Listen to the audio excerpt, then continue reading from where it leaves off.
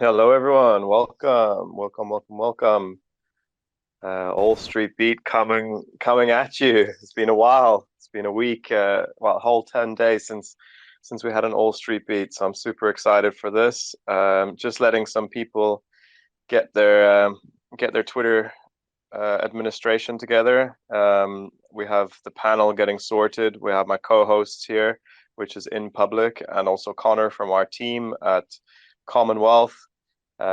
We have Kyle Chassé here, and we have some of the panelists already coming up to speak. And I can see already quite a few of the All Street regulars. Hey, Serena, how you doing? Really excited to be here.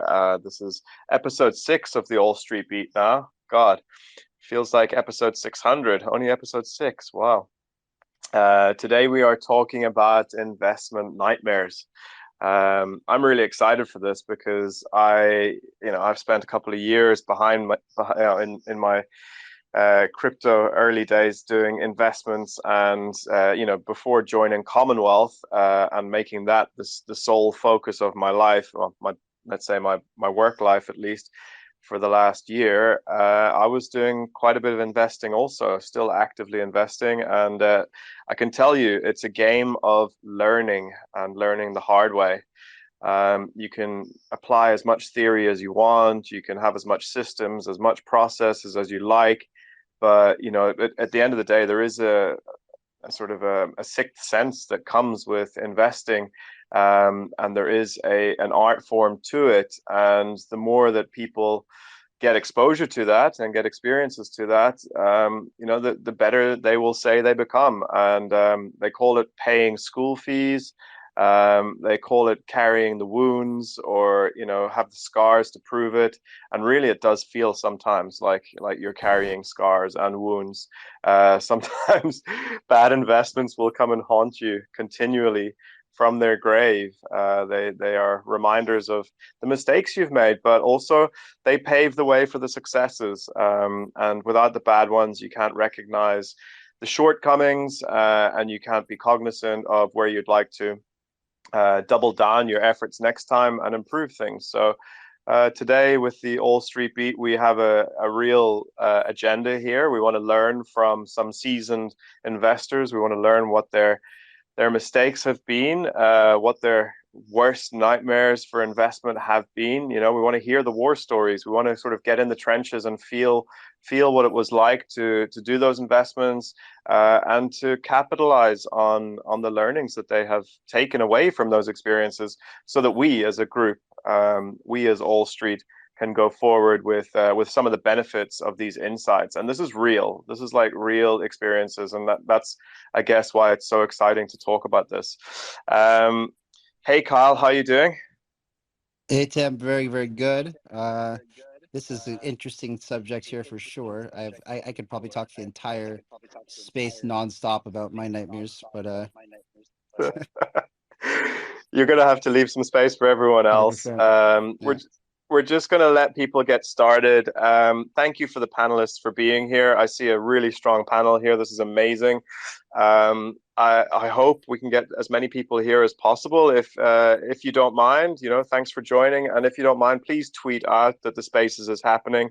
Everybody on the panel and everybody in the community as well, please tweet out and invite your friends and your communities to come and join us here today. I think it's going to be super interesting and exciting. So yeah, if you wouldn't mind doing that, that'd be awesome.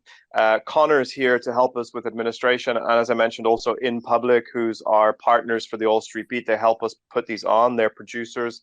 They're also here to help out. If you have any tweets in the panel that you would like to share, or any information or links, just DM in public, or DM Connor, and they'll pin those up there. This All Street Beat, like all the All Street Beats, is brought to you by Commonwealth. Commonwealth is uh, it's an innovative platform which is going to allow everybody, whether you are retail or institutional, it's going to give you easy access to early stage venture opportunities. It is fully decentralized, fully democratized investment platform. So every investment that is made on the platform is non-custodial in the sense that there's no third party taking your money and investing it for you. There's no third party that is taking the investment decisions for you. You are using Web3 technology to do the whole investment process together with everyone else who is in the funds that you're investing into. It's never been done before. Yes, we have investment syndicates. Yes, we have launch pads. This is so differentiated. It's very, very ambitious, but I can share with you that we're also at alpha stage. You know, we have a product that is working on chain, on testnet. Really, really exciting. It's been being built for like the last 14 months with some of the best engineers and technologists from Web 2 now applying their trade in Web 3, and investment specialists designing the protocol.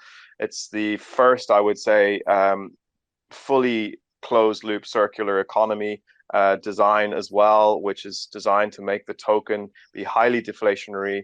And you know, hopefully everybody who is part of the Commonwealth ecosystem will benefit long term, either as an investor or as somebody who governs and runs the protocol. We're building this for the community, and it's by the community. And yeah, like I say, we've been it's a labor of love. We've got a great team who's been doing this for about 14, 15 months now.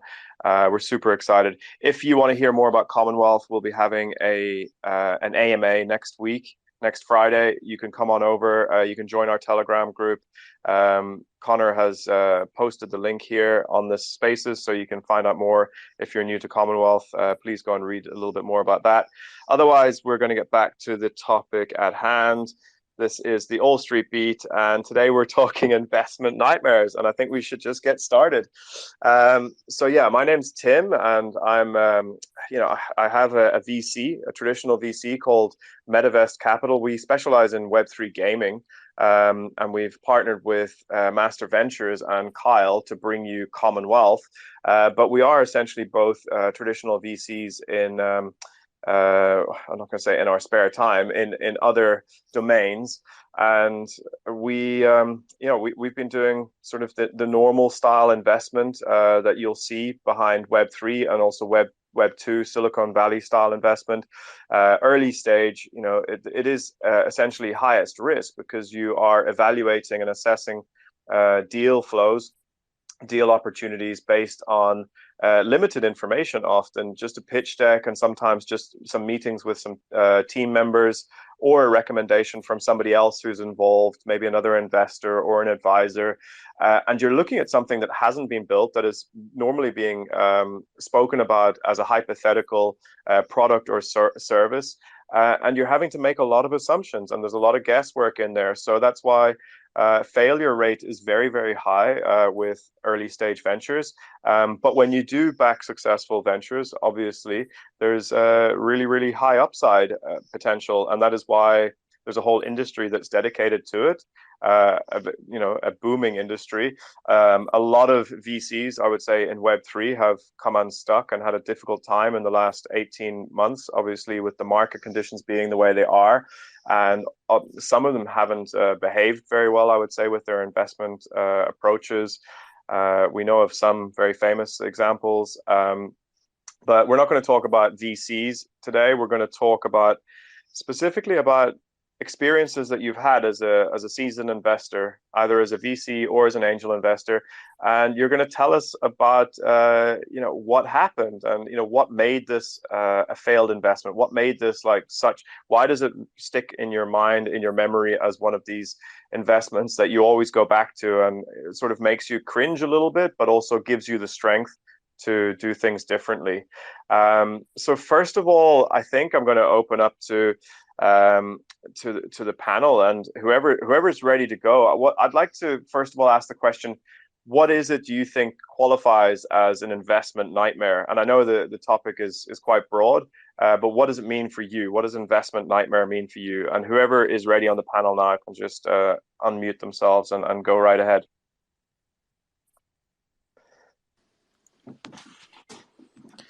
Yeah, Michael, you're up. hey, awesome. Yeah, thank you so much for having me. I appreciate you guys inviting me onto this. I feel like this topic was specially made for me, having failed for the first 10 years of trying to trade and invest on my own. I think that you guys might have read the book that I just published, because of the investing nightmare that kind of describes what I went through. So to give you a little bit of background on me, I started in 1999. I was just out of high school. I got my first job, saved up a bit of money. I heard about the stock market thing, investing thing, that you could put some money in, get more money out given X amount of time. And I thought that that's all there was to it. So knowing absolutely nothing, didn't even know what the NASDAQ was, right? Walked into my local bank and said, "Hey, I want to invest in stocks." They told me, "Whoa, kid, that's way too risky. What you want is this." They presented me with the mutual funds that they had, and I proceeded to get myself into a few of those mutual funds, and I left there feeling like I was very smart, intelligent, and well taken after. I had the pros on my side. I had loads of time, and I was very well diversified. So within about 3 months of having that fund, I got my first statement. I was up about 10%, and I'm like, hell yeah, I'm a genius. I wish I did this even earlier. But then uh, my studies got to be a bit more involved. I was working on my bachelor's back then, and I stopped looking at the statements. I graduated in 2002, fully expecting to have the down payment ready for a new car that I had my eye on. Opened up the statement, and I did not have that down payment. I didn't have what I even started with. I was down about 20% from the money that I had given them, and it's like, well, what in the hell happened? I had loads of diversification, the pros on my side, time, and all I had to show for it were the fees that I got to pay for them. So I took that money out, went home, cried, and then later on started to do some of my own studying. And that was just the first thing. I'm sure that I could go on for the entire show. I don't want to take up too much time with all the different trials and tribulations of getting started. But I will say this, the thing that if I could go back in time and talk to my younger self, that bit of advice that I would give that young man would be to first learn the skills that are required for trading. And that would be where I would start. And it's not overly complex, the different skills, but it will take time to learn. And that's why I wrote the book that I wrote, The Trading Mind Wheel, to walk people through the different skills that they'll need, things including the different mindsets and beliefs.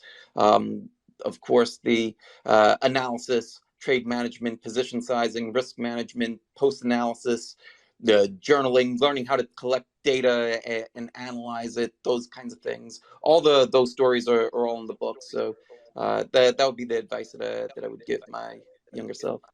So, hey, Michael, thanks for that. What do you think is a good period of time? Because people are not patient animals. Like, we kind of, as soon as we hear about something, and especially in crypto, the FOMO is real, right? So, what's a realistic time frame for people to think about dabbling or trying to educate themselves, maybe with kind of ghost or dummy investments, just to paper investments, to see exactly what would have happened if they had have invested. What's a realistic time frame to sort of, let's say, educate yourself? Yeah, I think that's a very interesting question. I was actually asked that question on a recent live stream, and the thought that came to mind with trading in particular, people feel as though because you're able to open up an account, right? Like we could all go to Robinhood or to Coinbase or any broker, open an account, fund an account, and then immediately we're a trader, right? Like if you could watch a video and then make a lot of money, we would all be millionaires, right? Like you can't do that with any other industry. Imagine if you were to watch a video and say, all right, I'm ready to do surgery. You walked into the hospital, you go into the OR, and there's your patient. Like that would just be not very good for anyone. Back to the question, time. How much time? I think that it should take a couple of years really to get your footing. Like treat it like a degree. Treat it like it's something that you're going to be doing. Like you're developing a skill that can last a lifetime. It should take time. It should be challenging. You should dedicate yourself and focus on developing the skills first rather than saying, okay, I'm going to analyze this asset and I'm going to follow this. Like there's so much more to it than that. It's really the tip of the iceberg.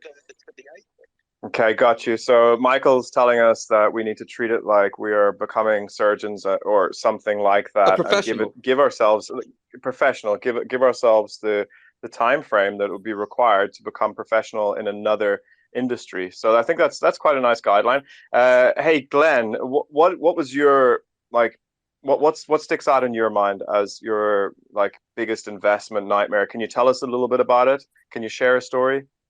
Yeah, absolutely. First of all, thanks very much for inviting me on. My story is depressingly similar to Michael's, I have to say, because like Michael, I started back in 1999.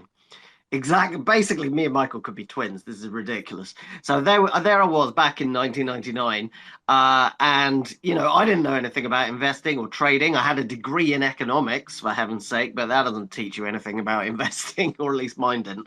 And I was encouraged into it by friends because it was the dot-com boom at the time. You see, Michael actually did something vaguely more sensible than I did. He stuck his money in various mutual funds that were, recommended by so-called financial advisors who gave him bad financial advice, as these people often do.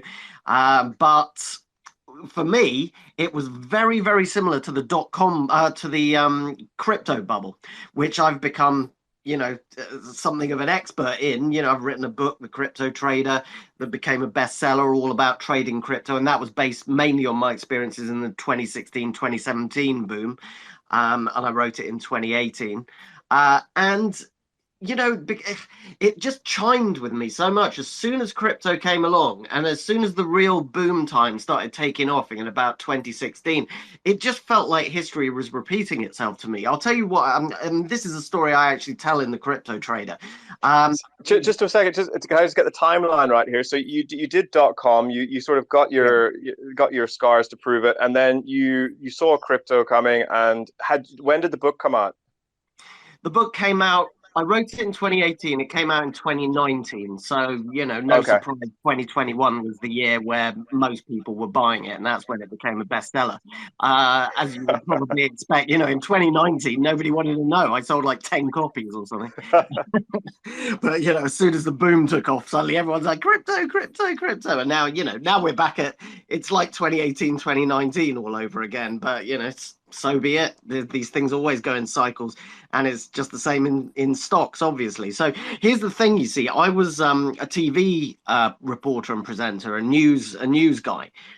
So I was on the TV every day as a business correspondent talking about companies and that kind of thing. So that's kind of how I got into it.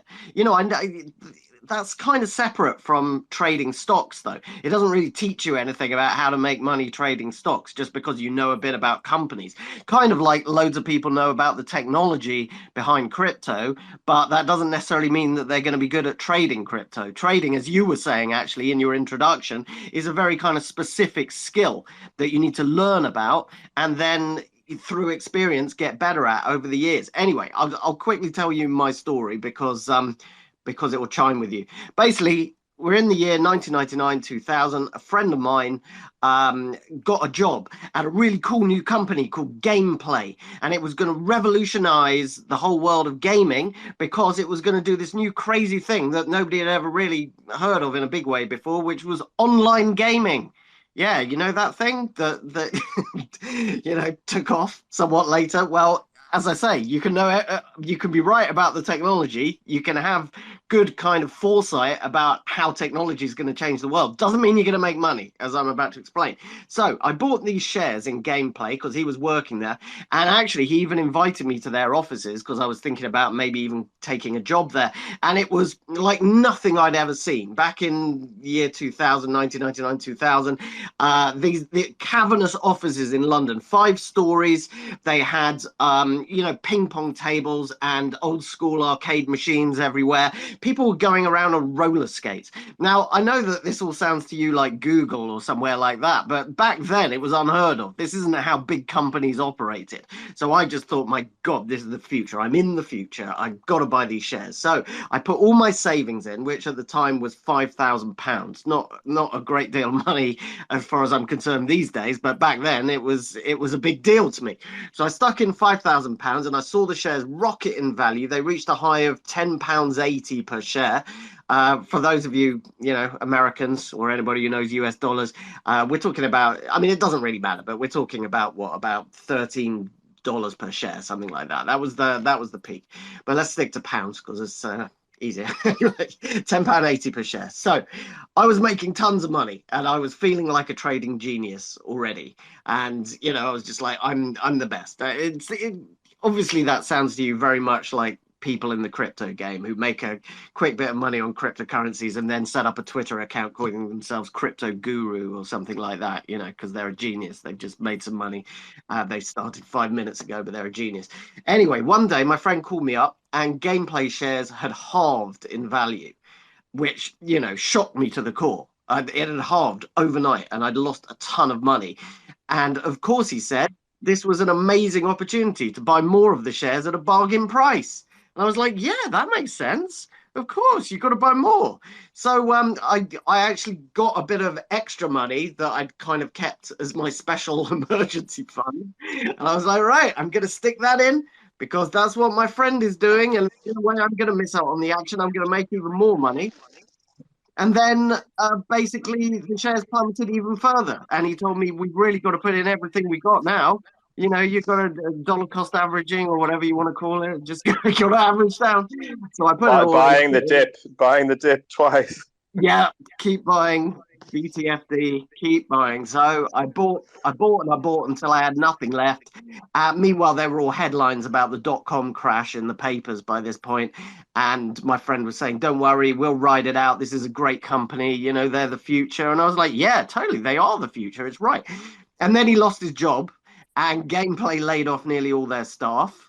And eventually, here's the thing, right, with shares, and to some extent it works with cryptos as well. You kind of think to yourself, it doesn't matter because even if I have to wait 5 years, this company's going to be massive eventually because they've got such a great idea. But the problem is when their shares had plunged to almost nothing, they then get a takeover offer from another company that offered to buy them, believe it or not, for 1p each, 1 pence. So that's, again, for Americans, that's like 1/100th of a pound. So basically, my £5,000 investment, my original £5,000 had turned into £10. So that's the equivalent of $5,000 going to $10. And I had no. So what happens when a company takes over another company? So the lesson I learned there was never hold on to a losing trade ever. Don't rationalize it. Don't try and justify it. Just don't do it. Preserving your capital is your number 1, 2, and 3 priorities. And even if a company's got the best technology in the world and is right about everything, doesn't mean it's that particular company is going to be a winner. We know that from history, from the car industry, for heaven's sake. All the tons of car companies that came out at the beginning of the 20th century, and everybody was buying shares in them, but only a few of them succeeded, and all the rest just went bust. That's how the real world works. That's how shares work. That's how crypto works. Okay, thank you so much, Glenn. So that's a colorful story. I like that it's fairly harmless because it's not talking about crypto and it's not too close to the bone for most people listening. I think we are going to get a bit closer to the bone later, though, but I think that sets the scene beautifully. Please stay on. We'll come back to you for another some more insights as to how you've learned through trading. I'm gonna ask Coach or Kyle. I know you guys have got some really good stories to share with us. whoever's in the mood, please unmute yourself and tell us about the one that sticks out as the biggest failure, and then walk us through it. Go, Coach. All right. I'm in. This is hard because if you're in crypto, you probably have 20 stories like this. Okay, let me help you. Let's make it about an early stage investment of a portfolio company rather than buying a trade or something on the market. Yeah, so that's what I'm specifically thinking of. I'm sure Kyle and I have probably co-invested in a bunch of things that we wish we never invested in, or that looked really, really good. The teams looked good. Everything was great. Tokenomics they made sense. I mean, we don't even have to talk specifically on all the companies, but I think my biggest failure was probably FitX Flow. I was advising there. The team was amazing. The CEO was really a good manipulator, and basically everything was going the right way, and all there were Dexa and Sex aggregator, one of the first ones way before this cycle where we had all of them come out.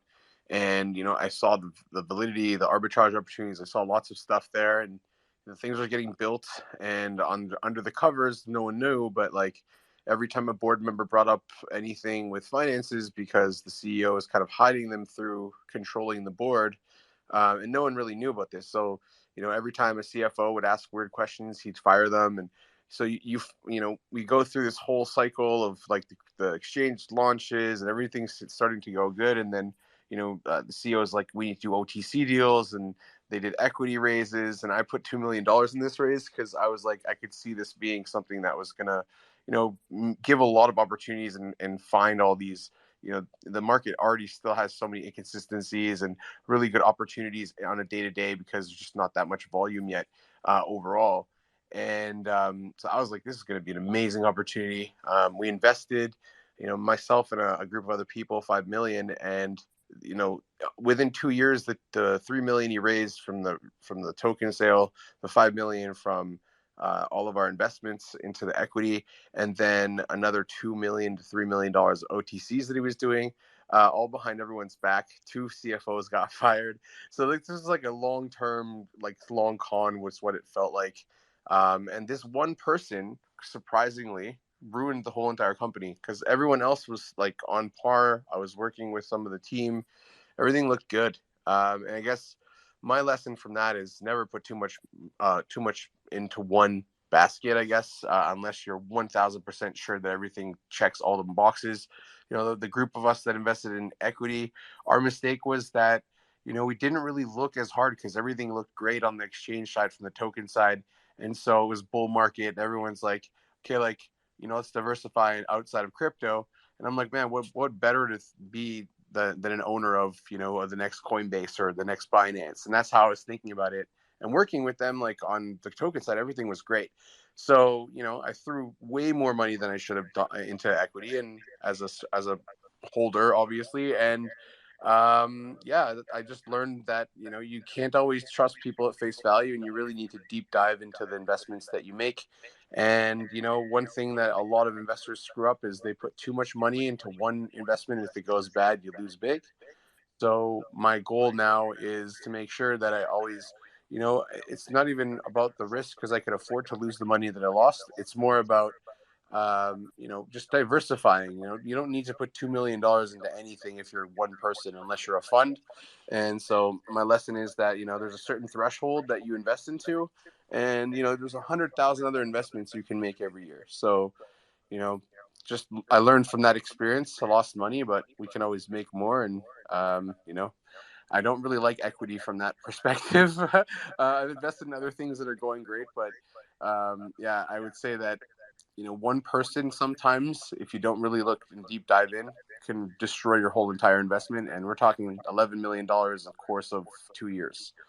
Wow. Yeah. Coach, I don't think you're the only person on this panel who will have been guilty of maybe, eyes lighting up and we say in Ireland or whenever I was growing up, your eyes are bigger than your stomach. Yeah. yeah, so you get a little bit carried away and you overexpose yourself. And, some people might call it greed, but at the same time, sometimes you do just get carried away. And I think what you're saying makes perfect sense in terms of, why would you overexpose yourself on a ratio of your whole like investment portfolio to one investment whenever we know that the inherent nature of these things are essentially high risk. Even if it looks blue chip, like still things can go wrong. Absolutely. So yeah, as you're talking, I'm sure everybody is like coming up with, it's triggering memories, and hopefully that, hopefully it's not too emotional for people, and we can talk about it. The idea is to reflect back, in hindsight with a calm and balanced perspective to take out the learnings to go forward.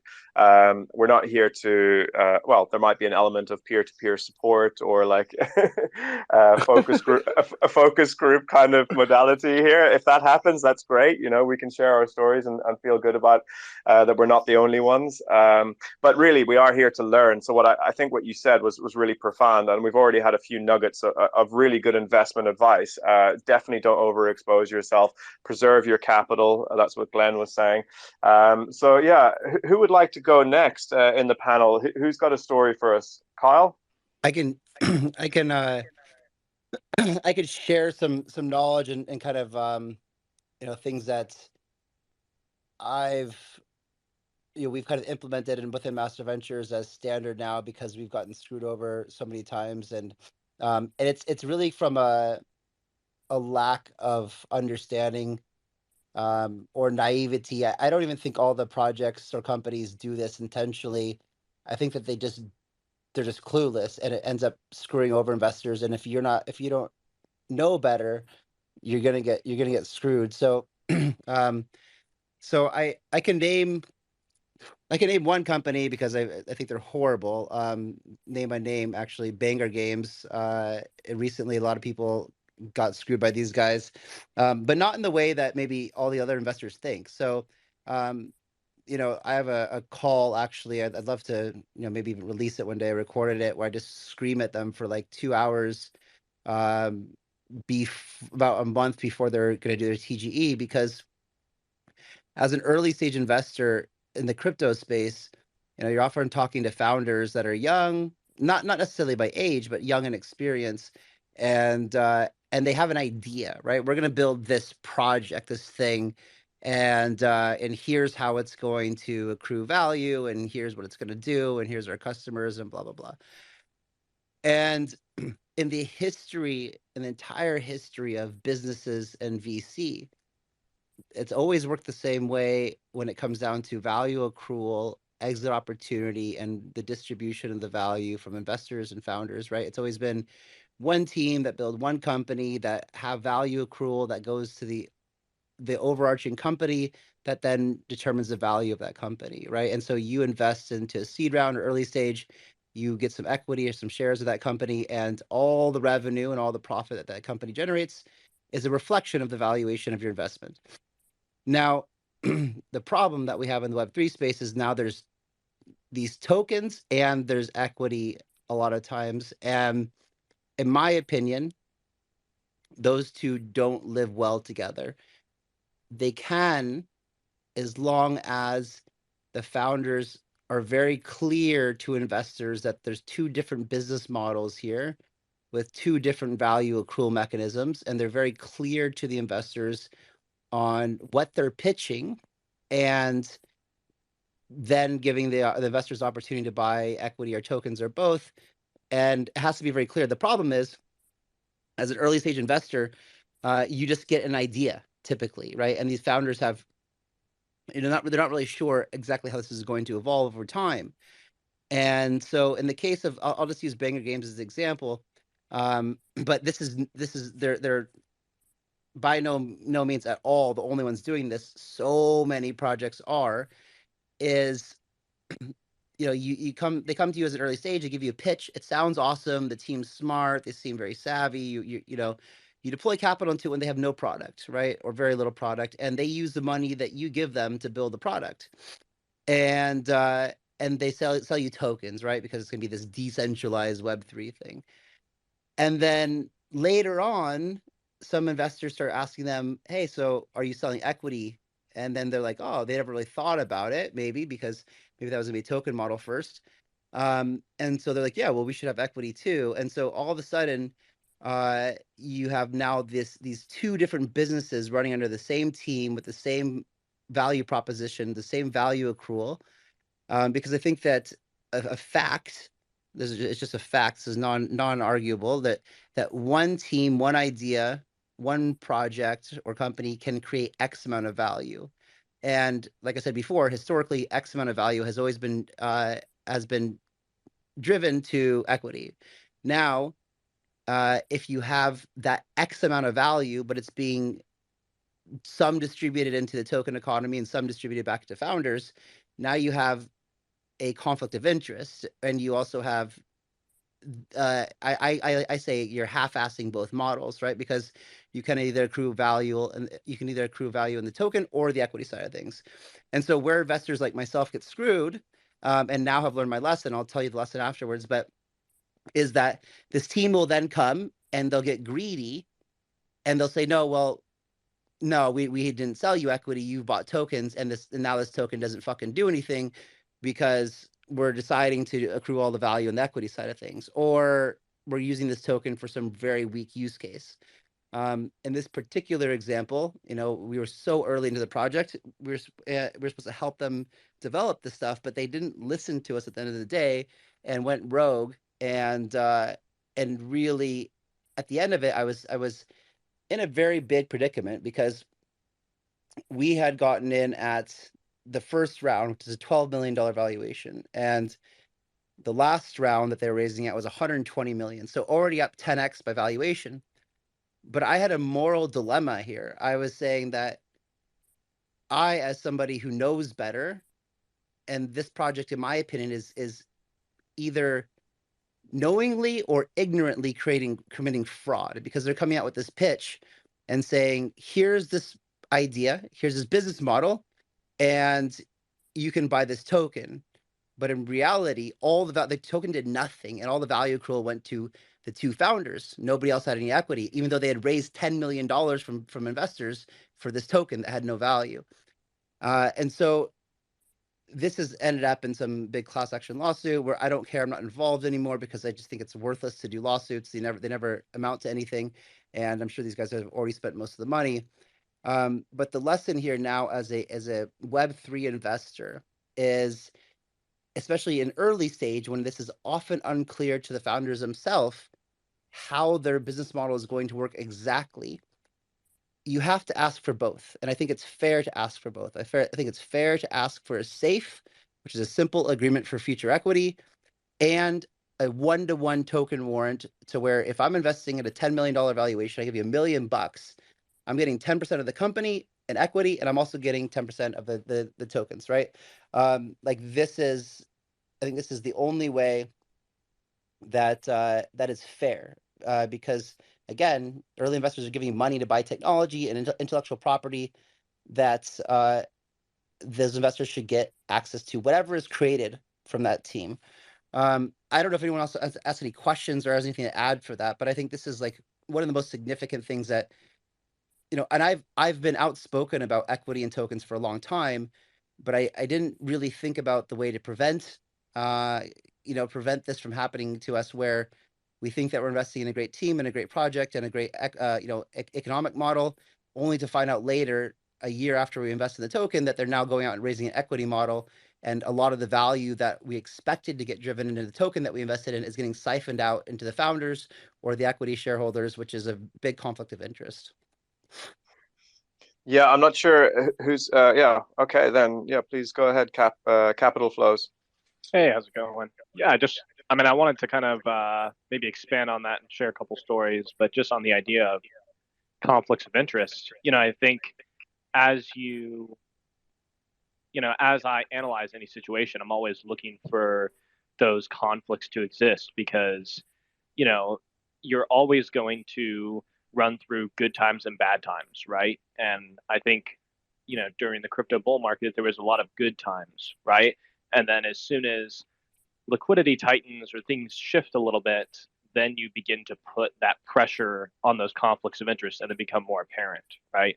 And I think that's something that, I've definitely, learned a lot where, I want to invest in projects. Conflicts of interest always exist, right? Like that's not necessarily a bad thing.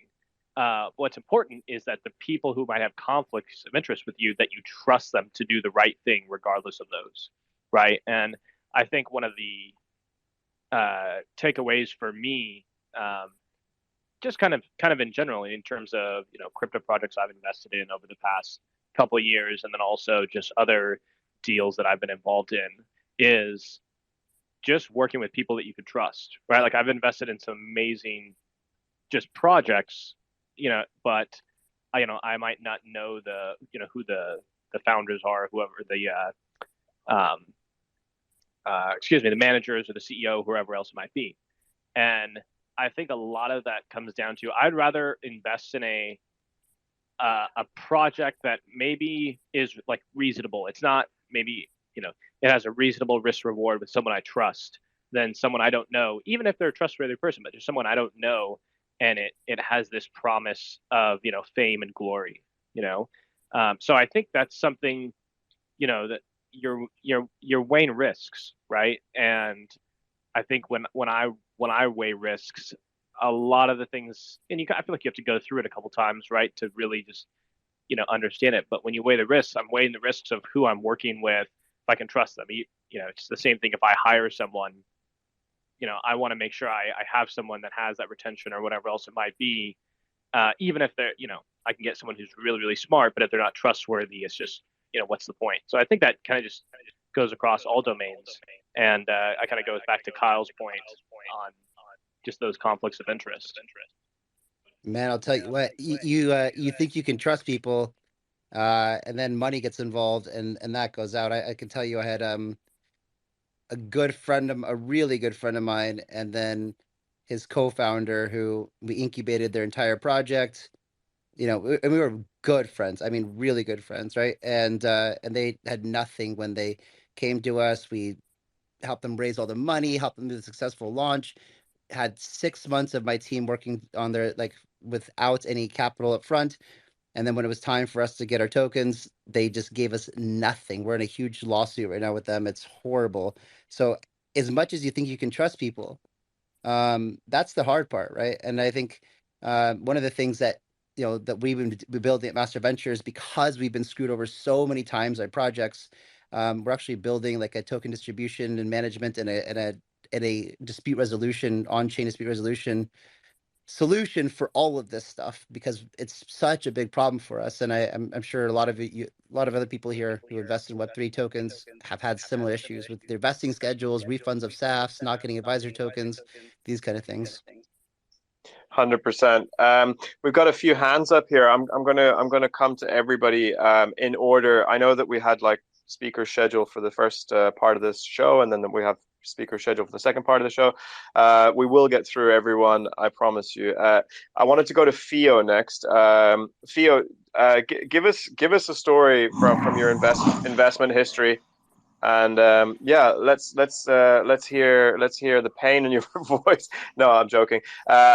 Please introduce yourself and let us have some of the benefits of the insights that you've taken away with you from investing in something that hasn't gone according to plan.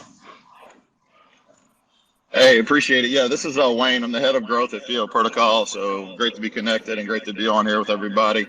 Man, I feel almost like I'm at a support group, right? Like we're at a support group meeting, and I need to light a candle after sharing these stories. But because I'm thinking about a lot of them, and whether it's a lot of investing experience prior to getting into crypto, early stage startups, real estate, and every one of those I've learned along the way has been is really looking back at each one of those as a lesson. And I mean, there's already been so many great points shared here, whether it's didn't do enough due diligence on the team, didn't do enough due diligence on really the model itself, because the tech makes sense, right? I think we do that a lot, and that was mentioned earlier. And I think one of the best points made so far was from Kyle, talking about a token investment doesn't necessarily equate. Even if the business makes sense, they've got some of the greatest tech. That doesn't mean that the token is really going to drive value, whether it's through utility or whatever other demand. Even if the business itself makes a ton of sense. But each one, man, actually bad investment is what got me into the crypto space. And I guess you could say I didn't learn my lesson, or I had to keep learning. I was still having to pay tuition because I had a bad investment that lost. It was right around 80% of its value. And I was stuck with about $3,000 left. And that was when I had a friend of mine basically tell me in 2016, he's like, Wayne, you need to quit ignoring Bitcoin and take a deeper look. And I'm the type of person, I'm always looking for out the box thinking, what's the next thing? What's cutting edge? And I really hadn't given the due diligence to Bitcoin, jumped in, did that, decided to invest and started looking at the crypto space. Obviously bought some ETH at the same time, and then had to go back through that I guess the next level of education in crypto when I think about 2017 with all of the ICOs I invested in blindly that I wish I would have just kept some of that ETH, but really learned from that as well, that it was, whether it's bad discretion, bad investment, bad timing, bad company, bad project, each one of those I've always had the mindset that you can't sit there and stew on your losses and think, oh, poor me, I've just lost a ton of money or whatever. I mean, I've never had the type of exposure Coach K mentioned, but everything's painful to different people. But you got to learn to move past that pain and say, okay, what can I learn from this? What can I do differently next time? And I think that's the mentality people have to have. Not, oh, I lost some money on this investment, I'm just never doing anything again in that space, whatever the investment may be. You've got to identify what you did wrong. Was it bad timing? Was it bad whatever? And learn from that, and then figure out, okay, what's my next strategy? A mentor told me early on that he heard me talking actually about I mentioned something as a bad investment, and it wasn't a startup. It was an established company that just went through a bad time. And he actually interrupted me and said, was it really a bad investment or was it just bad timing?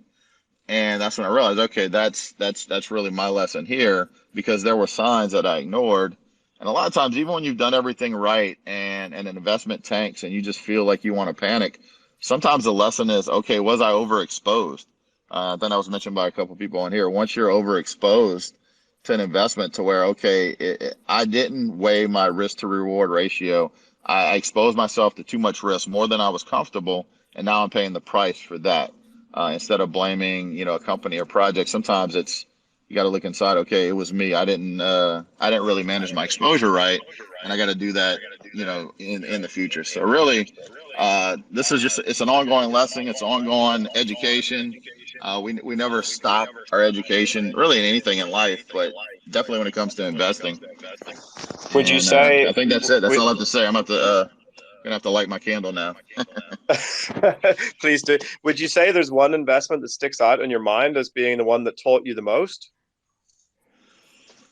Yeah, really, it was I wouldn't say an early stage startup, but someone to start. And when I mentioned that actually got me to take a look at Bitcoin. It was at the time I went through a divorce and still had a substantial amount of savings after having to split half of it, and invested close to 100K in an investment, and then pulled a little bit out when the market got a little shaky, but ended up losing about 75%. Ended up with $3,000 left from that investment, and I could have just been, okay, I'm done, I'm out. But I realized, okay, this world is filled with endless opportunities, and we've just got to realize if we take our licks, we've got to stop and look at the next one. So that was the most painful, because I really wasn't in a position to be able to lose that amount, and I could have just said, I'm done, it's over, I'm done with the investing game. But I decided to push forward, learn something new, and jump in, and then decide, I don't know what I was thinking, jump into this crypto space. But that's the one that sticks out the most, because it really shifted everything to where now, I work full time in the space. And also it taught me a lot in terms of how to manage some of those investments when I got into crypto, to where I still made some bad decisions, but like we all do, but I probably would have been made a lot worse if I wouldn't have learned a lesson from that. For sure, for sure. Thanks for sharing that, and yeah, go light your candle now. Okay, so I've got a few people with hands up. I'm going to go in this order. I'm going to go to the dude first, then I'm going to go to Cruz, and then form a car, and then default. Thanks for being patient, everyone. So yeah, just pick up on those threads. Then the dude, I see your hand was up, and just yeah, tell us a little bit about yourself quickly, and then same question, like what sticks out in your mind as the investment that you learned the most from the hard way. Sounds good. So I joined crypto in 2017 when I was graduating in computer science. I never stopped since then. So I've been working through all these years trading crypto, investing ICOs, and doing pretty much what the guys here do as well. But I also left crypto in 2022 to work for Morgan Stanley trading bonds. Sorry, 2021. And I spent 1.5 years there working trading bonds, and now I'm back to crypto. I decided to leave and come back to crypto because personally I thought it made more sense to me. So here I am. I heard great stories today. Coach K told a familiar one actually, and Kyle as well. But one thing there, I would like to get back on Kyle first. Like he was thinking about how to get out the issue on investing in ICOs, on handling if the company is going to move forward with the token or the equity, right? And I guess when you look at the business model and you see that they are trying to make revenue through the token, usually that classifies it as a security, and that's when people get fucked up on the legal side in crypto, right? So whenever you see, I'll probably say that advice, whenever you see some kind of project trying to, with the business model on top of a token, trying to make money on top of it, like generating revenue through the token, that usually classifies it as security, and they will probably go as to the equity side instead of the token side. So maybe that's one way to think of when you want to avoid investing in a company, that they're going to focus on the equity side instead of the token side, right?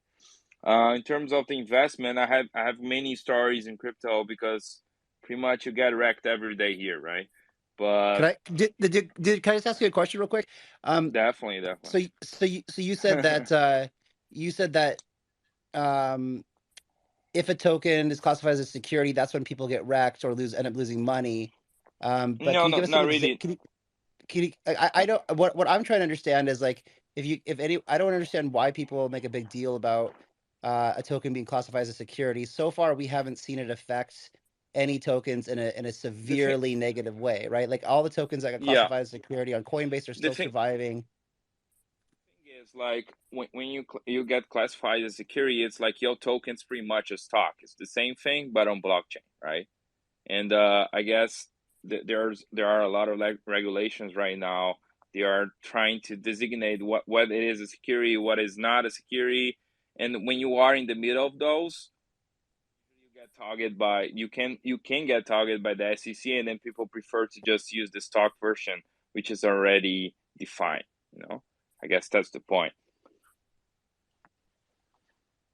Yeah. I'm not, You feel me?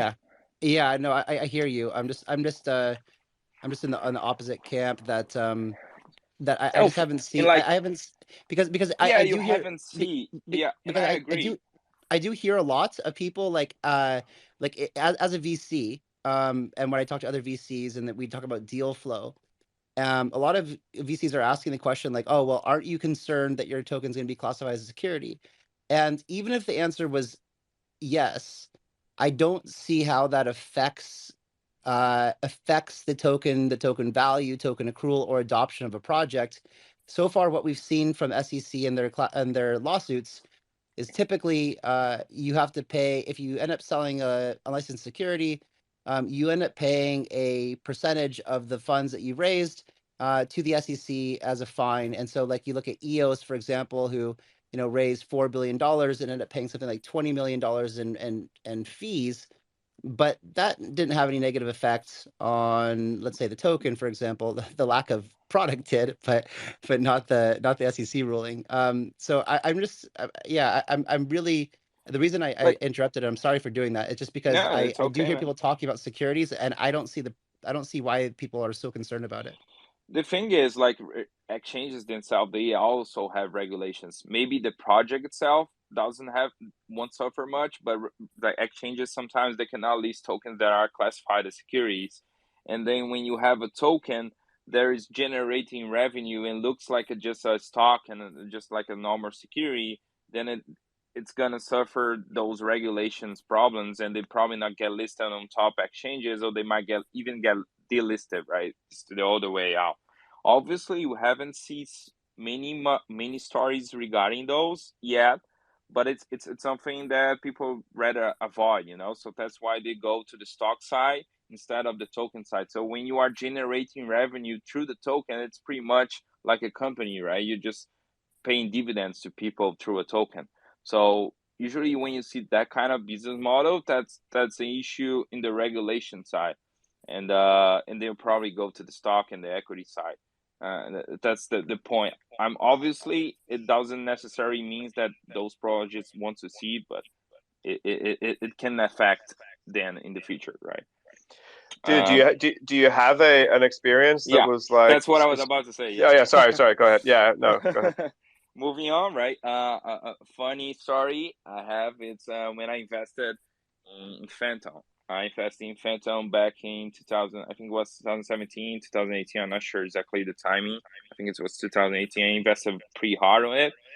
And Can you clarify if you invested in, was it trading at that? No, it wouldn't have been trading at so I that time. It invested in was the ICO side. Yeah, so I ICO. bought Yeah, the okay. ICO. It Yeah. launched, the ICO launch. It was already down, I think, 30% when it launched, because they raised 40 million. The bear market kicked in just like a couple months later, right? And it was probably one of my biggest investments so far back in the days. And I decided to just take the loss and move on, because the market was tanking, and that wasn't a bad decision. Actually, it went down 99%, almost fully wrecked. But later on, we all know that Phantom, it's probably one of the biggest blockchains in the right now in crypto, and it would have succeeded for me big time, you know. So I guess the point is, here's like, even it gets to the point that we have to think of position sizing, right, to know how much we can actually invest, and getting out of a loss that was also mentioned here today. Like, you get out, even if you really believe on it, sometimes it's worth to get out. But there is also another point, which is in crypto, is to have patience, right? There's a lot of things, good things happening, but you have to take some patience to see the actual results, right?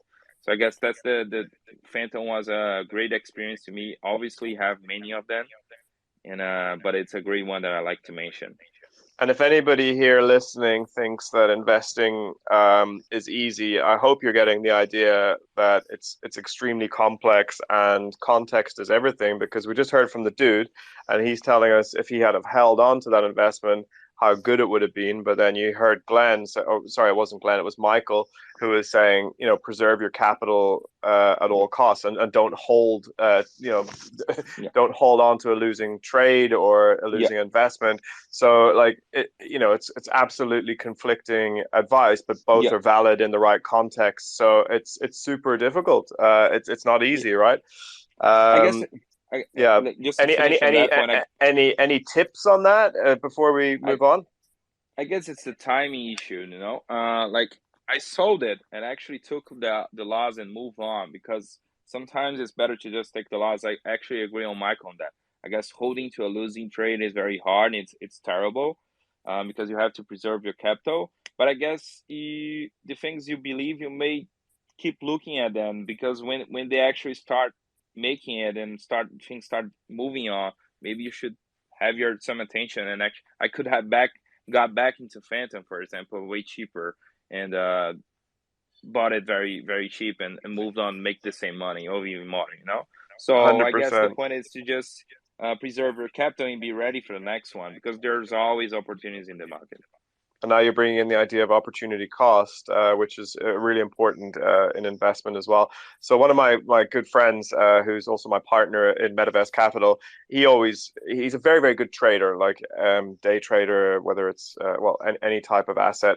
But he's always said, when you're about to close a trade, look at it objectively as if it was a brand new trade, and would you buy this trade at this level, given the information that you have on the trade or the company or whatever it is? If the answer is yes, of course, then don't close the trade. If the answer is no, then you have to let go. So I think that was always very interesting for me. I'm a terrible day trader. I don't like volatility. So when it comes to long-term investments, I like the style of that. It suits me personally. So I think that's another thing as well, to learn what suits you, what suits your profile. A lot of people are too emotional, I think, when it comes to certain types of trading. I might fall into that category. But let's go on to the next cruise. If thanks for being patient. You want to pick up any of the threads that have been laid down so far, or you just want to dive in and tell us what was your biggest investment nightmare, and we can all sort of share your experience. Yeah, thank you guys for having me. I'm enjoying this conversation here, but I'm a little bit I'm just curious here, like from anyone of the listeners and stuff, if you could put a thumbs up if you could relate to being a venture capitalist and raising deca millions for venture capitals, or are your investments more um, humble than that? I just I'm here, I'll share my story, what have you, but I mean, I can't really relate to your guys' stuff and what your investments yet. So eventually I'll get to things like that and everything. Let me But just say one thing quickly, Cruz. It's deliberate to have kind of more retail perspective on the panel as well. So we're trying to mix it up between very kind of institutional or even long term VC style investors, and then also people who there's been other speakers as well who are more sort of day trade or retail investors who look for ICO opportunities, launchpad opportunities, who look crypto Twitter, try to find investments that they think are undervalued and back those investments. So I think everything is super valid here, because the ultimate perspective is we're all in it together, and hopefully the insights that you might share will be useful for a VC, and a VC insight for sure is going to hopefully be useful for a retail investor perspective, especially when we're talking about Commonwealth, which is a platform where everyone comes together, and the whole point of being able to come together is to bring that collective wisdom, that collective intelligence, and leverage that to make better decisions long term, everybody. So that's kind of the ultimate objective here. So there's no wrong perspective, and please, yeah, I'd love to hear what you have to say. no, absolutely. I'm just saying, like, my, how I got into investing, into trading and everything is totally different than you guys. Like, I didn't, to go to college and get a degree and all that. That wasn't even a talk, like in my family and everything. To be 100% honest, a month into being 18, I caught a bunch of felonies and I went to prison for 18 months. So that's a big reason why I trade and why I invest and things like that, because I like money, I like nice things, and I couldn't go to college anymore or anything to be able to get a nice job or what have you. So, uh, this seemed like the most lucrative way to be able to do that. So, I picked it up, and this is what I do here. As far as like investing nightmares and things like that, I hear a lot of like what you guys are talking about and stuff. And what I'm hearing is that um, to always kind of have a plan before you go in, and then I could also kind of relate to someone that talked about doing business with like people that you think or you're friends with or family or what have you. I When I first started trading, I traded small cap, just equities and stuff like that, just all day faders and things, and got some success off of it. And dude, we were broke, dude. Like growing up, I was broke, like, and so I never touched money like that before in my life. So wilding out, and when a little bit after that, I separated from my son's mother. We went to custody court and all that, and with that, since I made so much money, they kind of bent me over on my child support. I was paying like $3,500 a month on my child support. So, mind you, at the time my son was 3, so I don't know how 3-year-old needs that much in child support. So, lawyer got an idea where I W-2'd myself, LLC, everything, and just basically on paper, I paid myself $10 an hour, got my stuff lowered, and then I just supported my son also, with things that he actually needed and stuff. during that time, so then I put it as like I was an employee, but my mom actually owned the LLC, and she was going through a divorce, and I don't know what exactly was going on, but she was in charge of all the money and everything going in and out of the accounts. And I've always, kind of the kind of dichotomy of me is that I trade, but I'm not good at paying my bills and everything, like sitting down and accounting for everything or what have you. So I was like, hey, can you go ahead and do this? You're pretty good at it. Started realizing that there was money missing, and confronted her about it after a little while. And the my trading account was under the LLC, and so I went to trade one morning, and there's about 150,000 that got taken out of the account, and so that was everything that was in there. And so called the broker. They said, she had every right to be able to do it, like she was on it, and that was it. So I ended up being homeless after that because everything was under my business name, and then I didn't talk to her or anything. And that's mostly what I'm known for, like on YouTube and stuff like that. If you go to New Age Wall Street on YouTube, there's videos of me sleeping in my car and building New Age Wall Street from being homeless. And yeah, man, when your mom steals 150,000 from you, it's really different when money's involved, and when someone's in need and stuff. There's no telling what they'll do, and what could come of it and stuff. So. Hey man, that's an incredible story. I don't know what to make of that other than to say, I suppose, what is the learning that you've taken from that? Is it like we talked about trust and a few of the different interventions that have come in so far, and I think Kyle even mentioned it in one of his best friends. He's ended up in a legal battle with him. So are we saying here, like, really, you almost literally can't trust anybody when it comes to investment? I think so. Like, but then at the same time, it's money. You know what I mean? Like, I think most of us on the panel, it sounds like we're not hurting. You know what I mean? Like, we live pretty comfortably, and especially like even in my day trades, like whenever I have a bad trade day, my mantra, the thing that I tell myself, like, or my affirmation, is that I'm blessed to have the money that I did lose in the market. Right? There's people that don't have that blessing to be able to even invest or do the things that I do. So for me to have that ability to have that money to be able to lose, it's a blessing, right? And again, it's just money. Like, and if I have so much confidence in myself, right? So much undying confidence in myself and my abilities that if I've done it already once, twice, three times, I could do it again. You know what I mean? So No, it's only that's it. money, dude. And then I think that I don't know how many other people on the panel or here could relate is that whenever you are living comfortably and everything, there's um, I mean, me personally, dude, I'm sitting here in my chones, like, trading, and I would like more people around me instead of money. You know what I mean? So, dude, I could get more money. I need more genuine people around me. Lovely. Listen, that's super real, and thank you for sharing your story. I'm inspired by it, so I hope everyone else listening is inspired as well. Yeah, really amazing. And Coach, I hope you were listening to that. And if you lose, like you lost in your trade that you shared with us earlier, to be grateful for the fact that you had that capital to lose is one way of looking at it. And then undying confidence. I love that.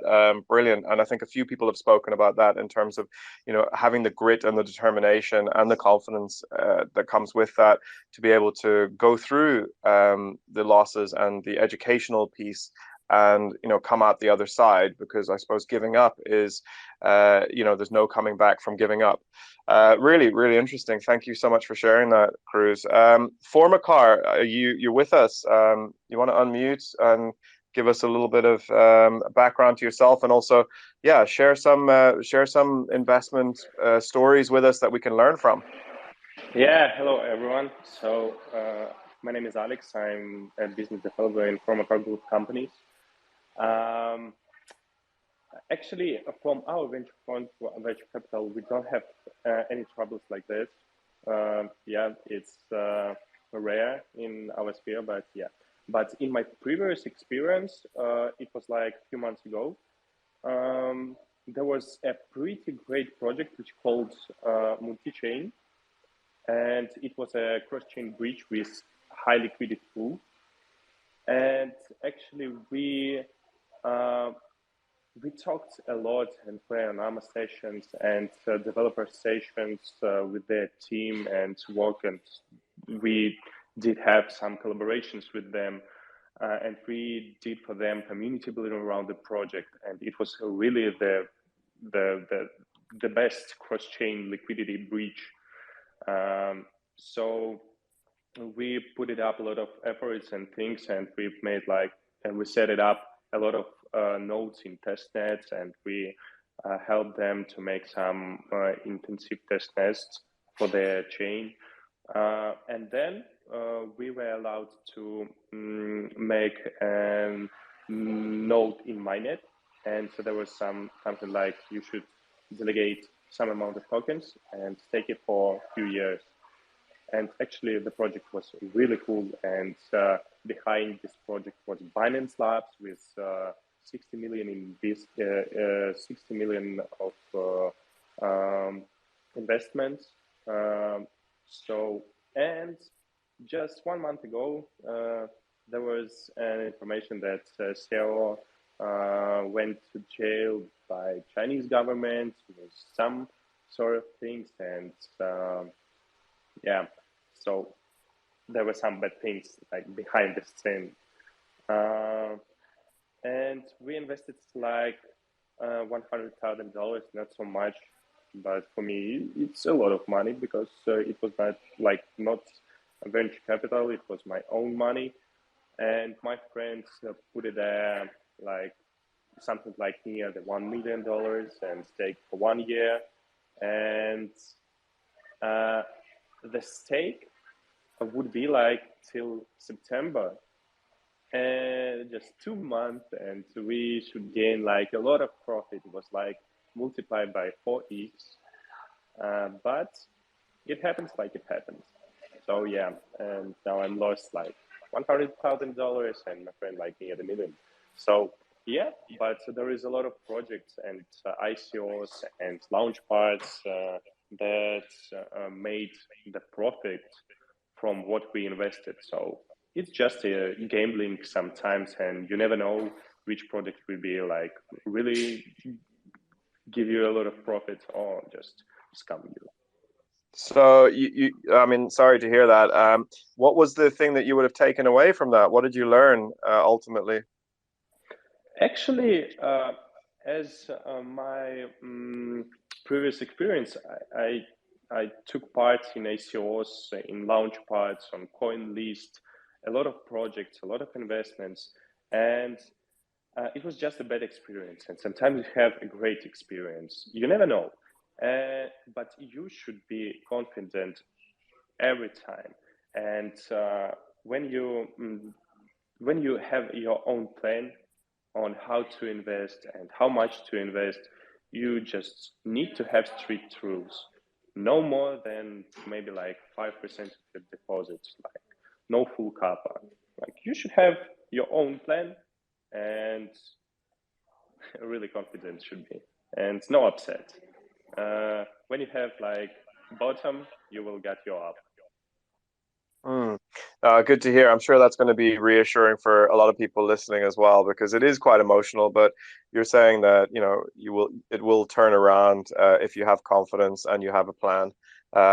Thanks for sharing that. That's I mean, I I can't say it's a great story. None of these stories are great, but there's extreme value in all of the stories that we're hearing today. So thanks a lot for that, Alex. Cool.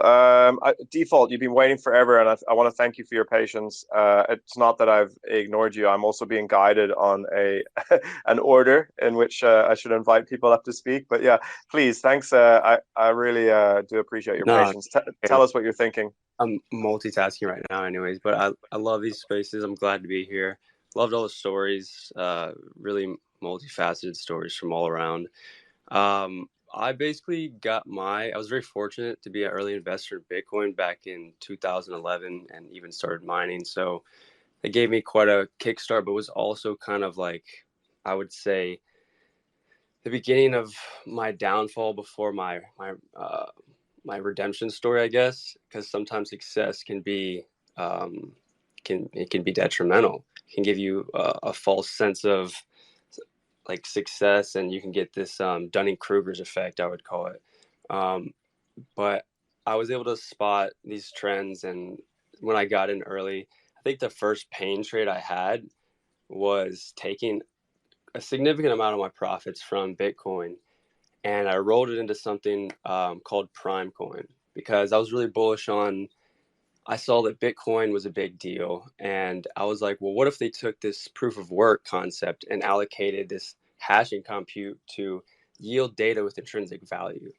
And Prime Coin was one of the only ones I found at the time that made sense, and their proof of work chain basically yields new prime numbers, which is useful in all kinds of things, from quantum mechanics to just literally encryption in general.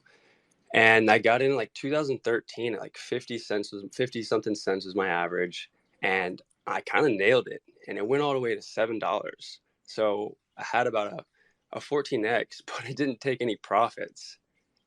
Just the hubris behind my early success was detrimental, and I held it all the way into like 2014, where it literally went negative. I went from a 14x to negative, and I couldn't let it go. So I just held it basically to zero. I mean, it's at like, I still have it today. It's hilarious. It's trading at like 3 cents today. It's like, keep it there as like a lesson. And that's one of like the first biggest pain trades that was, honestly, I think is crucial for people. And sometimes it's better to experience that pain before you experience that success, because with that pain comes growth, and you need that. You need to be humbled by the market. You need to be humbled by your investments, because then you'll learn to respect your capital. But everybody has that threshold for what is your max pain tolerance before you learn to respect your money, because most people worked hard for their money, so you shouldn't throw it around flippantly. And I think the next one would be Time Wonderland with Daniel Sesta and Sifu. I'm sure a lot of y'all have heard of that. It was just the insane APY staking that really just made no sense. It was just, blatant greed on all parties. And obviously that just like went bust, because it's not sustainable whatsoever. And that's like one of the key takeaways that I say I learned from that is like, focus on the tech and the project, and not on the leaders or the founders, because we keep getting duped in to this fallacy of like, oh, these people, they look like really good guys. They're like these altruistic leaders that just like want to do good. But it's like, what is the fundamentals behind your thesis on this? Like, if you're putting all of your eggs in one basket behind some person that is saying stuff that sounds good, but behind the scenes the tech just doesn't make any sense, that's not a good investment. So every single one of these losses, it makes you a better investor, a better trader. And that's how I like to come at this from, is like, take everything as a learning opportunity. And just, I mean, you can give up if you want to. I personally I've never given up on anything in my life. I just always feel like, on any long enough time frame, if you learn and grow and don't repeat your past mistakes, you'll eventually be successful at anything, especially investing and trading. I think maybe my biggest loss, which is still painful to today because I'm still waiting to hear the outcome, is Mt. Gox. I had quite a lot of Bitcoin on Mt. Gox, and obviously with Mark Karpelès and the whole thing that happened with them, it's still very unclear what the outcome is going to be. But that also learned another lesson there. Self-custody is quintessential.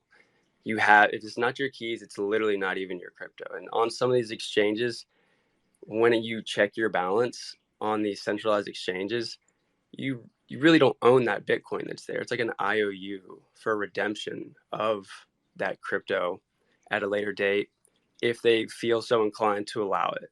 So if you have your own crypto in a hard wallet and you have the keys, and there's not some mysterious backdoor in it, I think everyone knows what I'm talking about, then you actually own your assets, and you don't have to worry about the exchange going down or them disallowing withdrawals and stuff like that. So self-custody, not really putting too many eggs into following like some altruistic guru, and taking profits. Like really, those are the three major things that I've learned on this journey. And like I said, you can't marry a trade. You can't put it on a pedestal. You have to have humility to admit when you're wrong. And if you don't have these things, you're not going to be successful until you get them. And the easiest way to do that for me has been covering my bases on any investment, right? Like you have to know and have expectations when you're getting into something. Where are you going to be taking profits at? You can't just get into something and once you're in profit, you're just like exuberant and you don't know what to do. Yeah, it's not a plan. You need to do more research. Like when you think you've done your research, you need to do more and have a game plan. But once you cover that basis, now that trade is risk free. So it could go to zero and I'm break even. And I just do that repeatedly with stuff now. And it's become wildly successful. So your asset allocation and your risk management, all these things, it's not a simple journey for people who think that like investing and trading is like you're going to be a millionaire overnight. Like that's just really toxic culture that's kind of been circulating. So yeah, I think that's the main things I can think of for right now. I think you just gave us a 1 or 2 minute like playbook on how to trade in a smart and professional manner. So I think that for me that all resonated really well, to the point where when you gave the Prime Coin anecdote and you said you still have it in your, I mean, I was actually laughing, and I'm sorry I was laughing, but No, it reminds me so much of mistakes that I've made as well. Yeah, like I can tell you about my FTX account at one point, which was so far in the negative with a couple of leverage trades that I made, and I got myself in so deep, and I didn't know what I was doing, and I couldn't let go of those trades. But then eventually, I let them go in like massive loss territory, and it was almost like a spiritual experience to actually bring myself to the point of closing that trade. And I laughed when I heard you it say the brings you Prime. to your knees and like humbles you and makes you reassess everything that you've been doing, and you get more serious about it. But the funny thing about FTX is like we were paper trading the whole time anyways. So yeah, no, I also resonated with everything you said about Mt. Gox and not your keys, not your crypto. So there's a lot of fresh scars, I suppose, as well out there. Mt. Gox is a little bit older than FTX, but your Prime Coin, I hope we're able to laugh at that one, because I think that seems to have been the foundation on which your success has been built. Yeah, it's funny because like even though I was wrong about Primecoin, my thesis behind intrinsic value and yield bearing data from proof of work has kind of like I've been vindicated in it with like it being in Render and a couple other ones right now where they're using that proof of work to actually do something useful other than like solving SHA-256 over and over and over and over. Brilliant. Which is another point that somebody else was mentioning about timing as well. You might actually be backing the right thesis, but you're just the wrong company. So that's also another tip that's come up today. It's really good. Hey, I haven't heard too many people talking about FOMO. I'm guilty of, especially in the last cycle, making 1 or 2 investments purely based on FOMO, and I guess I'm not shy to admit it. But those have been the biggest failures that I've experienced as an investor when it comes to early stage ventures. Why? Because you don't have the time to do your due diligence, and you're literally investing because of a fear that you're going to miss out if you don't. And those have been some of the most costly investments I've made. And a red flag that I should have picked up was we need your money by tomorrow. And if anybody ever says that to you, I highly recommend that you put down the phone or close your laptop or whatever it is you're doing at that time and go for a long walk. Because those words, that sentence has cost me, personally quite a lot of money. And, I will take that and wear that to the next bull run. And if anybody is pressuring me saying, "Oh, I've only got like this amount left and you have to send your money tomorrow," I was like, "Good luck to you, man. Go for it." there's a good chance they're a rug pull or they're doing something nefarious, because they know that no investor should ever close an investment in, you know, that sort of time frame. Yeah, so that's just something from me personally. Before I bring in the next person who hasn't spoken yet, that's on the panel and would like to come and share some experiences with us. I know, Cruz, you want to come back in. Let the others speak first, and then I'm going to get you back in, man. Thanks very much. Well, I just have Yeah, something real quick. Just a real quick, sure, like my sure. Go favorite ahead then. my favorite saying on the whole FOMO thing is I tell like my members in our community is good trades and investments are like buses and women. There's another one in 15 minutes, dude. Like there's always good ones around the corner, man. Like so it's okay to miss one or two, you know what I mean, for the right one. Okay, I'll back you on the buses analogy, but the you know, the woman one, I don't know if I can hold myself to that one, just purely because I've got my daughter here and I don't think she would like me talking like that. But yeah, I hear you, man. You need to be able to put the hand down, right? Um, so yeah, the universe has got the hand up. Sorry, is it not? It's not the universe. It's the undefined mystic. Sorry, got your name wrong. Yeah, please come in. Tell us what you're thinking. Hey, thank you very much for holding the space. Really appreciate it so far. Gained a lot of insight from hearing what everyone else had to say. Awesome, awesome. Yeah, me too, man. I'm learning as I go. Yeah, so I'll just share my biggest, loss story, and the story of two parts to it. And it was really in the penny stocks, but I think the lessons from the story can apply, a lot to different crypto and NFT projects, and hopefully people can learn a little bit from it. So it was 2015, and I was growing when I was starting out my Twitter account was mainly focused on these penny stocks, which were, a lot of times like, heavily manipulated. And if you were able to sort of spot the trends of, these things that were being manipulated, if you were able to figure it out, you could sort of like join along for the ride. And that's sort of what I was, sort of specializing then, trying to figure out who, which was the next one that was going to get the pump. And then, I was able to use my Twitter account to get other people in it, and it was pretty successful at that time. Obviously the SEC stepped in and really crushed a lot of that action, but that's what I was doing at the time. And so somebody reached out to me who, just a random, Twitter account, like didn't have any followers. And he said, remember the ticker? You could even look it up. He said, RVBR. He said, we have a group of people and I'm just telling you, he said, put some money in this and we're gonna like, you're just gonna make money. I looked into the ticker. It was some Russian owned company. It was purely a scam. I figured, you know what? I don't know. I'll put $1,000 into this ticker. It was trading at 1/10 of a cent when I made my first purchase in it. And basically, over the course of 2 months, these people walked it up all the way to 4 cents. So that was like basically a 4,000% gain.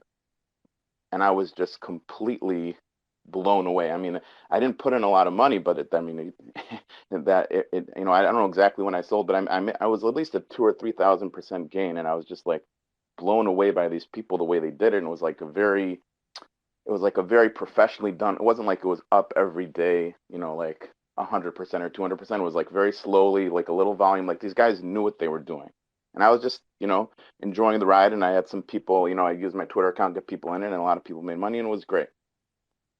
And then, like about a month later, he reaches out to me and he tells me, okay, this is the next one. And he gives me the ticker. I remember what it was. You can look at the chart. It looks, oh, I was just looking at it a few minutes before just to remind myself, and you could see what it is. But the ticker was SMCE. And so he tells me, listen, it's the same deal. And, don't buy too many shares right now. The stock was trading around like 80 cents. It's very illiquid. But we'll let like he's like on Tuesday, if you put in a bid, you can get these shares. But you can't tell anyone about it, whatever it is, very quiet. And I'm thinking to myself, like, well, if I play this correctly, I could, basically if I put in a good amount of money, like 20K, and I could just, 10x that. I mean, at that point I'm thinking, I was, newly married, had a young family. I'm like, that's just that's just a generational type of wealth situation. Like, like just take that 200,000 and put it in, put it in the S&P and just, sit and relax. And so at that time I put in, I think I got down like altogether $30,000 and like in that stock before it was, supposedly supposed to run. And for me, that was, that was at the time was more than half of my, of the money that I had to invest. And so then slowly but surely they put out, like, this company started putting out some PRs. They were doing something with digital music, and it went up like $1.50 too. And I'm like, oh my gosh, this is happening, right? And I added even more. And then basically you could look at it on the chart if you look back to it in 2015. But then basically I saw these huge sell orders coming in, and the guy was telling me, no, we're not selling. Oh, it's just this guy had a few shares to sell, whatever, like a different excuse every day. And make a long story short, this thing went very quickly down to like literally where it's like 1/100th of a cent in the course of like 2 months. And I was completely like, I could have really gotten out, maybe even or a small loss, but they were just telling me like these elaborate stories. Oh, this one guy, part of the team, he had to bail, but we're all long here. But it was really just a huge setup. And basically they were using the previous run to sort of, to hook me in and probably others in for this, which was not a run. It was just a complete, I don't know, they must have gotten these shares at some sort of offering or something, and just completely dump it on me at 80 cents when they probably got it at who knows what. And because they were selling it all the way down to, 1/100th of a cent. So that was just that's sort of the takeaway that I took from it is, and it's something to really keep in mind with these crypto projects and NFT projects.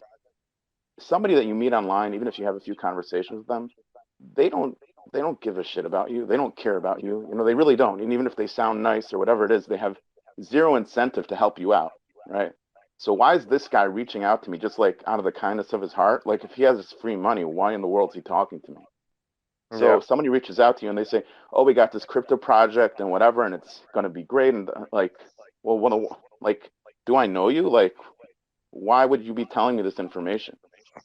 And 99% of the time, it's because they're coming to scam you, and it's just like a really, really big lesson that I took. That basically, you meet a lot of people online, and a lot of people sound nice, but at the end of the day, you know, they own nothing to you, and you own nothing to them.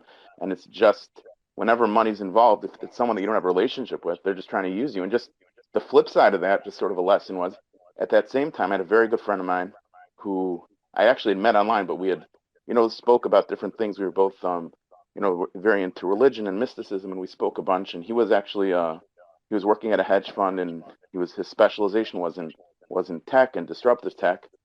And he tells me about 2015. He tells me, there's this stock Nvidia.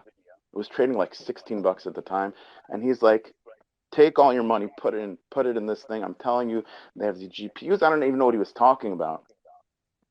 And I sort of looked at the stock at the time, and it had been up like 40% in the last few months. And I was so burned from just listening to these other people. I just said, okay, thanks, whatever, and I didn't listen to him, even though, if he would have come to me before I had this whole experience with these other guys, I would have for sure listened to him. I mean, he had 100% conviction. And give the guy a shout. His name is Phil Laverson, but he was just like, this is the play.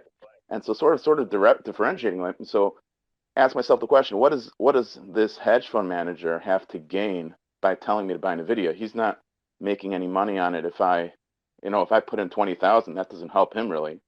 So he doesn't really have any incentive to tell me to buy to just lie to me, right? Whereas in the case of this low float penny stock, there was 100% incentive to lie to me. And I sort of, like, right now looking back, it's so clear. Like, one piece of advice I should have completely stayed away from, and another piece of advice I should have completely listened to. So sort of just, there's a lot of information online that you can get from people on Twitter and different places. People, very smart people, are willing to share information. And sort of the way to figure out which information you should pay attention to and which you shouldn't is basically asking yourself this question: does this person gain anything monetarily by me taking his advice? If you know definitively he's not, so that's information that you can, look at the person's past experience, look at what they've done, and you can evaluate that and make a decision for yourself whether you think it's good. But if you can see that this person stands to gain from you joining your project, whatever it is, whether it's through the money you're going to put into it or the credibility you're going to give the project, it's just not worth it. You're right. There might be one or two of these that actually do hit and do go off, and maybe the guy's really a nice guy and really wants you to be a part of this journey, but that 1% chance isn't worth the total blow up you can get. following most of these people. So sort of, it's a blessing and a curse, and it's sort of like had these two things coincide around the same time. And it was really just a big lesson for me going forward, is that you can meet people online and people could give you information that could provide you life-changing wealth. If I would have, put that money in NVIDIA, and you can meet the exact opposite. You just have to really be smart about who you're listening to and sort of think about what do they have to gain, if you follow their advice. And I think that's really, if you take that, it'll really set you on the right track. Thanks so much. I mean, what a like very, very elaborate and interesting kind of testimonial of penny stocks, and then your friend who's a trader. And the one thing that dawned on me there when you were speaking was, you can be told a piece of advice, like you just told me that piece of advice, like what does, always be aware of, the conflict of interest or what somebody might have to gain monetarily by giving you this advice. You've told me that, but you will never, as the person who experienced that, ever doubt that piece of logic or that that kind of strategy ever again, because it means so much to you, and it's so clear to you as a result of that. I think that's the difference between reading a book or talking to people or listening to the spaces right now. It's good. I think you're getting some kind of shortcut. You're downloading a lot of information, but until you actually kind of ride that experience, and the emotion and the pain and the psychology that goes with it, it's very difficult to be as acutely aware of the learning or the lesson as the person who's gone through it. And that's one thing that just dawned on me now, because I'm going to try my best to take your lesson to my heart, but unless I actually experience the same thing, it's not quite as effective.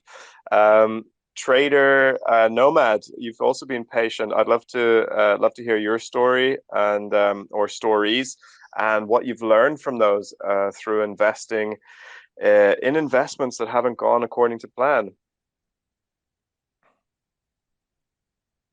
Are you there, Trader Nomad?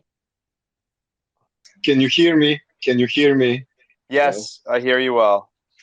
Yeah, I'm so grateful to be in this space. I'm listening to all of this precious, I would say, experience in investing and trading. I have my own service where I work with traders, because I have almost 15 years of trading experience in all kind of markets. I have traded all instruments in the market, in the financial market, but in investing, it all is coming to the same thing. You need to be patient with investment. You need to listen to your own intuition, and you have to go through losses. As one of the speakers told, you have to go through the losses to gain experience and to learn and to become a successful trader. After you go through losses, then this other precious characteristics of traders, successful traders, will come to you, like patience and intuition, because in investing, in trading, I find these two things together similar, whether it is real investing in real businesses or ICOs or anything, or ventures or anything else, and trading the financial markets, buying and selling every day, day trading, long-term trading, medium-term trading. In all of these things, if you don't judge the risk at the beginning of the investment, and you can beat your psychology, meaning that you don't go for something that you don't find real, or you don't find so accessible, like the speaker previously talking about. Basically, you don't have to be so much hungry for profit. In investing is as many of the famous investors and traders say, investing is a marathon and not a sprint. So every kind of investment in real assets, in real estate, or in financial markets, and all comes to the same thing, that you have to go through losses. I mean, it would be better if you don't go through losses, but in most of the cases, as I'm working as a mentor with traders, and I have seen the same pattern. They at the beginning they become successful, they have profits, and then they increase their risk, and they go into drawdown very quickly, very fast. And after they go to drawdown or true drawdown, and they lose investment, they are almost ready to give up. Although they have good analytical skills, their judgment is good, but when it comes to money and investment, judgment is not so clear and not so rational as it should be in human mind. But that is basically what the trading and financial market consist of: fear and greed. So that are the two main drivers in the market, and really that is happening for all of us, even experienced traders. Even now, I sometimes I cannot pull the plug, meaning that maybe sometimes I'm not like before, where when I was experiencing a drawdown and loss in the beginning of my career. But now also it comes to me, and I want to take much more risk than I should, like the previous speakers told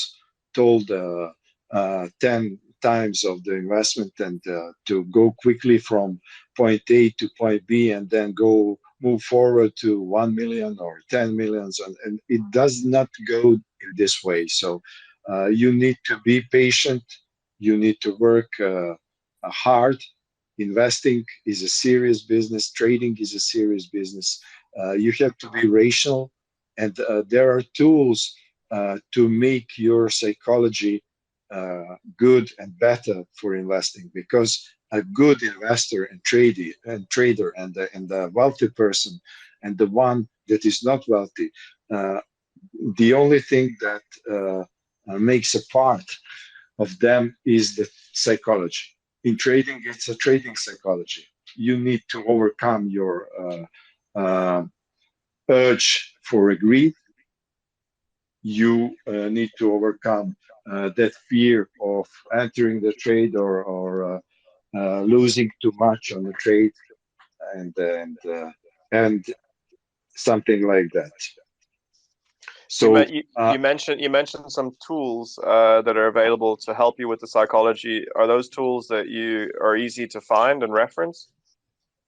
Yes, they are everywhere, I suppose. I mean, in trading, in this real trading on the financial markets, I use technical analysis as a tool to overcome the trading psychology. In real investment is the fundamental research. When making a decision, if you look at one day, I mean, I will give an example. If Nasdaq is going down today, Tesla is going down today, it all seems like it will go in a reversal and a big pullback. But tomorrow could be a different day, and it could cover 60% of these losses that have been made today. You need to sleep over. If the candle in trading or price is going down, you need to sleep over and to see what is happening tomorrow. You will not lose a good trade. You were mentioning FOMO. It is that thing destroys a good trade. So you need to be patient. If there is a reversal like it is today, then you need to wait, to sleep over, and to make decision tomorrow. You will not lose anything, because there are a billion of assets in the market, so you can trade everywhere, anything, and everywhere is an opportunity. But these three things: fear of missing out, fear of entering a trade after a big drawdown or a loss, and fear of and the greed, sorry, are the main things that are keeping you profitable in the long run and successful trader and a wealthy person. So trading is basically easy if you overcome yourself, but it will not come easy. It will not come after 1 year. It will not come after 2 years, even if it will not come even if after 10 years. Some need more, others need less time, but it takes time. It is not a sprint, it is a marathon. And if you get to success quickly, then maybe after that you will get in loss and you will be out of the market completely. So maybe it will sound hard, but you need to go through loss to gain profitability in the long run. Yeah. I can really resonate on a personal level with everything you just said, hugely. So thank you for that. And, again, a bit like our speaker earlier, who was it? Let me just think. It was Default. He gave us, I think, 2 or 3 minutes of absolute gold with regards to exactly what you said with experience. And, I love this quote. You can be a good trader, or trading is easy if you can just overcome yourself, and you've actually broken down what that means. So I think that's really very, very useful for anybody listening who who struggles with all of these things. Either it's one of the the urge for greed, the FOMO, the fear of entering a trade after you've lost a trade, and what was the other one, the third one? So there was 2 fear-based ones. Two fear-based ones, and one is greed. And the third is greed. What was the other fear-based one? So fear of entering the trade, fear of missing out the trade, and the greed. So fear of entering the trade when you experience drawdown, because it's hard for the people to come back after a drawdown and a loss, to come back in trading, because they are too afraid to enter a trade, even if it is a perfect one. I mean, high probability trade. Yeah. This is absolute gold, I think, for anybody listening. So thank you for that contribution. I think we're getting quite close to the end of the session. I don't know if any of the panelists want to add anything right now. Otherwise, I'm gonna attempt to give a small summary of today's session, which I think was very, very rich, both in terms of testimonials, actual difficult experiences for people on our panel, but every single one of them has talked about the value of those experiences in what they are doing today, what they're doing now, and in their relative successes. Some have been very, very gritty and very personal, and others have been quite generic in a sense of just making bad investments, bad trades. Others have been partners and people who are very close to them actually breaking their trust. There's been so much today, but I think there are legitimately some red threads and some information that we can assimilate from the session, which hopefully will be able to bring value to everybody who's been listening, and not shortcut, because I think what the last speaker really was profound in saying you need to experience some losses in order to become successful. And I personally have gone through that channel myself, so I do believe that to be true. I hope not everybody has to go through that in order to be successful, but maybe that's also just part of it, and we have to accept that. Is there anybody else in the panel who would like to come in for anything before we round up? Just giving you a few seconds. No, it looks like we're good. So yeah, like I said, today has been about not just about coming together and in a kind of gory way, listening to people's stories and taking excitement and like watching a good TV program, enjoying it just purely on the basis of listening. There has been a real intention behind drawing this group of people together and having this spotlight of what are the biggest failures that you have made as an investor, in order for us to be able to fail forward. And I think that's a concept that is very well accepted in nearly every successful industry, or every industry potentially, is that you have to experience. I've been trained as an artist before, and my one artist trainer or coach or whatever was telling me there's no such thing as a bad mistake. Everything is a good mistake. So even on a canvas, if you miss stroke with your brush, he would come to me and say, that's beautiful. Like, what if you look at it like this and turn it into that? And all of a sudden it makes my painting more unique. When it comes to any type of industry, especially agile methodology, is we really have to live in the moment and take stock of the mistakes in a real time sense, and use those mistakes as fuel, and synthesize, them into learning. And it only becomes learning whenever you actually integrate it into action. Otherwise, it's just theoretical and you haven't learned yet. And I guess that was my point of, do you actually learn from listening to other people, or can you only learn from your own mistakes? I hope it's a mixture of both, because then we don't all have to go through the same experiences, and we can leverage each other's experiences.